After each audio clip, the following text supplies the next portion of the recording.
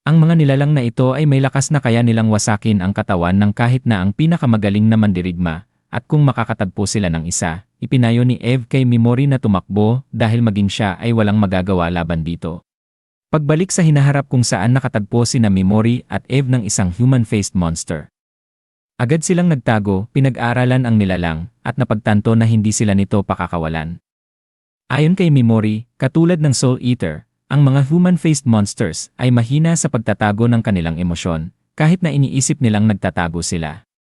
Bagaman inamin ni Mimori na wala siyang laban dito, napansin niya ang ilang detalye tungkol sa paggalaw ng halimaw.